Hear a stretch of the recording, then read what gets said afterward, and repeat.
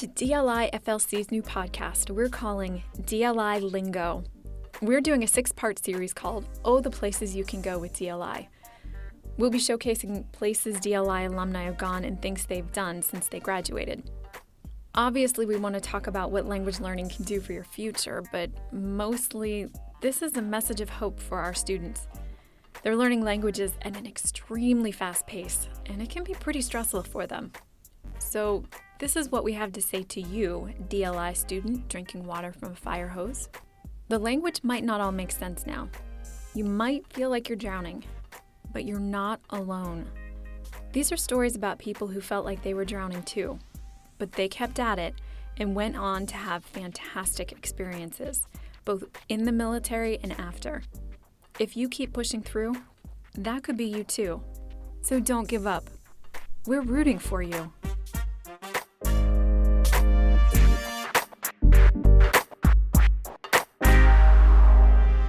My name is Henry, and the middle name is Casimir, and the last name is Klaput. Henry Klaput didn't start his military career as a linguist. Klaput joined the Army in 1948. It's a career move that spanned 20 years, 2 conflicts, and countless skirmishes. I was only 18 years old at the time. At that time, I still needed my mother's signature to get in the service, and which was a long time ago, 1948.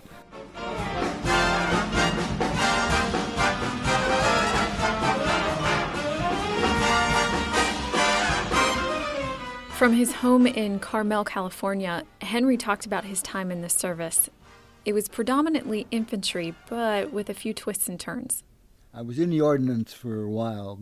Before I went into the service, I was working in a carburetor replacement center as a mechanic. When I put that on my resume to join the Army, they automatically put me in the ordnance. Shortly after that, they started to send me in to infantry units, and from then on in, I was infantry.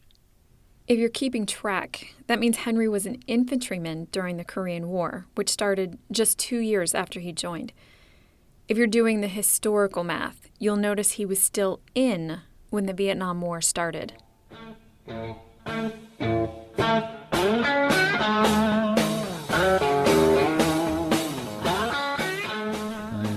Done a year and some months in Korea, and I had also done a year in Vietnam, which was a tour duty there. Yeah. And then retired from there. Why am I telling you about an infantryman when this is a podcast about linguists? Because in 1959, Henry decided to broaden his skills. Well, I was first sergeant of a company in Fort Ord, and later on, I became an operations sergeant. I checked with the intelligence officer and asked him how hard would it be if I go to DLI. And he checked on it and he said, "We can put in the paperwork. What do you want to do?" I says, "Well, I'll put in for Polish." Polish was my second language at the time. But when the orders came down, they took me as Russian. After graduating from DLI in 1960, or the Army Language School, as it was known at the time, Henry's orders were to join the 6th Infantry in Berlin. To understand what was going on in Germany at that time, we're going to have to delve a little bit into World War II history. As a consequence of the defeat of Nazi Germany, the country was divided right down the middle, east and west. The Soviet Union took East Germany, and then France, Britain, and the United States split West Germany. The city of Berlin, 90 miles deep inside East German territory, had been split the same way, east and west. East Berlin, under Soviet occupation, was declared the capital of German Democratic Republic, while again, France, Britain, and the United States divided West Berlin. The Berlin Wall didn't exist when Henry arrived in Germany. In the 15 years since Berlin was divided in 1945, the tension had only grown. East Germany, by that point, flat out denied rumors of a wall going up. Until August 12, 1961, when the mayor of East Berlin, without warning and without telling the public, signed an order to close the border and erect the wall that would go into effect at midnight that night.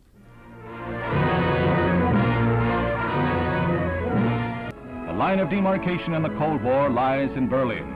West Berlin, with its burgeoning prosperity, is a thorn in the side of the Reds. Refugees from the east escaped by the tens of thousands until the communists in desperation threw up their wall of hate to seal off the border.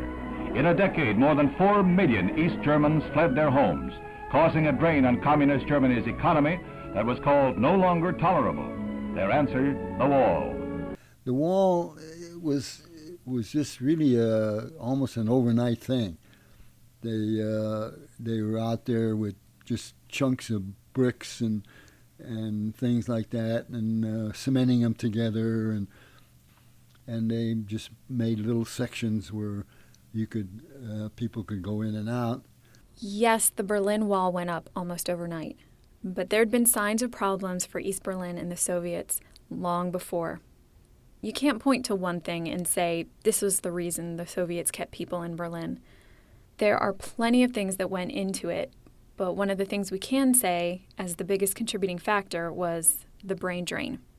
The 4 million people that left East Germany represented almost 20% of their population. That loss was disproportionately among the young, educated professionals, meaning teachers, lawyers, doctors, engineers, people with education that were driving the force of growth and promise for the future. The brain drain was dramatic. With the Berlin Wall up, the escape to freedom for East Berliners was cut off. Before the wall went up, there had been many ways to get from East to West Berlin. People could go back and forth freely between the two sides. With the construction of the wall, East Germany essentially cut off 32 railway lines, 3 highways, and hundreds of secondary roads and lanes. Checkpoint Charlie was this little wooden shack that stood at the end of Friedrichstrasse. It was put up on the West Berlin side shortly after the wall went up. Checkpoint Charlie was in the American-occupied section of the city that was just a few feet away from this hulking German checkpoint called Brandenburg Gate, with its stone columns and gigantic looming height. Checkpoint Charlie became an icon of resistance to the Berlin Wall because of its temporary simplicity. It said, in essence, that the wall was not a permanent or legitimate border and therefore wouldn't be up for very long. Here's Henry explaining things while he shows photos of Checkpoint Charlie.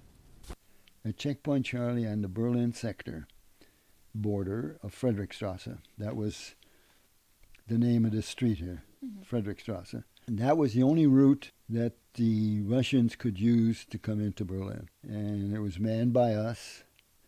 The British had a sector up in their area too, similar to this, and they would not let the Russians go through there. Everybody kind of got them through one area. When Henry got to Berlin, his job was as first sergeant. He didn't think he'd be using his language much. But Henry found himself being called to put his Russian to good use. And at times I would be the interpreter for the Provost Marshal's office when he would discuss things with the Soviets in East Berlin. We would go there and I would be interpreter for him there. And then we'd come back and discuss it, and the colonel would look at me and says, "Okay, Klaput, go put on your blue suit," and off we'd go when I was interpreting for the State Department or someplace like that. Shortly after the wall went up, there was an incredibly tense standoff between the Americans and the Soviets at Checkpoint Charlie. Tanks from both sides were staring the other down with live ammunition loaded for nearly 24 hours. Thankfully, they both ended up backing away peacefully, but the results were that escorts were used to cross the border on both sides. The problem was when they decided they were going to come through with armored vehicles, and the regular vehicles were regular trucks and everything else. The West Berliners would gather up on the streets and throw rocks at them. Apparently they hit a few that did some damage. They started to bring those big personnel carriers through Charlie Checkpoint without any escort at all, and it got dangerous. It got very dangerous, and from then on in, we told them that they could not go through unless they came with an escort. From that point, Henry was an escort for the Soviets. The way Germany was split after World War II can get confusing without seeing a map. Believe me, I had to pore over several maps to get this. So follow me. To understand where Henry was escorting the Soviets, picture Germany. Now, picture Germany split in half with the eastern section going to the Soviets. Imagine Berlin 90 miles deep inside East Germany, roughly in the middle. Now close in on Berlin. Imagine it is also being split down the middle, east and west, with the Soviets, again, getting the eastern section. The Berlin Wall went up along that middle dividing line. Checkpoint Charlie and East Germany's looming Brandenburg Gate were situated roughly in the middle. Henry escorted Soviet troops that would transit from Checkpoint Charlie, 3 miles through West Berlin, to the other side, where Helmstedt Gate led to the rest of East Germany. And then he would escort Soviets back through West Berlin to Checkpoint Charlie, where he would then go on through the Brandenburg Gate to East Berlin. Each one of us would lead a convoy maybe once or twice a week, and because they just would send the troops across just to keep the Autobahn open between the two sectors. And that was the only way you get through. Free passage, and that's under quotation marks, between East and West Berlin was a stipulation in the treaty signed after World War II. The Allies wanted to make sure that the roads remained open, and so the tit-for-tat strategy continued for years. It got very friendly with the Soviets after a while. It was very difficult for them in the summertime to come with those SUVs, because they would sit in there. We would hold them up for a long time, and they would roast in those things because it was very hot. Armored personnel carrier is not the coolest vehicle in the world. After that confrontation, things eventually cooled down, and to Henry's mind, it was the interpreters that helped. Once we put the Russian interpreters in effect there, things changed. And every time there would be a company of infantry company they'd send across. Then they decided they were going to play games with the Soviets by putting a Russian interpreter on there, which worked fine, because at one time the Russians ran the checkpoints, and they pretty much told the commander of the convoy what they wanted to do, to unload. He presented them with papers, a list of all the people that were on there, how many were on there, and so forth. And they would still make them all unload and count them.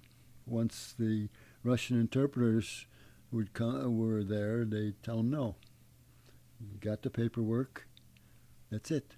Henry was able to build a rapport with the Soviets, especially those at Helmstedt Gate that led to the Soviet-occupied East Germany. Here's Henry telling a story about when he would escort convoys there. I became very friendly with a colonel at the checkpoint at Helmstedt, which is just as you cross it, you were in the western sector. We would look at trucks and everything else, and there would be the GIs looking at girly magazines and so forth. He asked me one time if I could ask the GIs to give him the girly magazines, which I did, and I'd have a stack and give it to him. He would take them to pass them out to the Russian soldiers. But it got to the point that we would kind of put on a little show of, like, he was demanding something, and he'd make me ask me to come with him at his office, and we'd go to the office, and we'd sit down, and he would open up a bottle of vodka, and we'd sit there for a little bit, and then I'd get on my merry way again, and that was it. Henry was in Berlin until his tour ended in 1962. After that, though he stayed in until his retirement in 1968, Henry never used his Russian again for the military. The Berlin Wall, of course, was up for considerably longer. It didn't come down until 1990. But that's another story for another linguist to tell.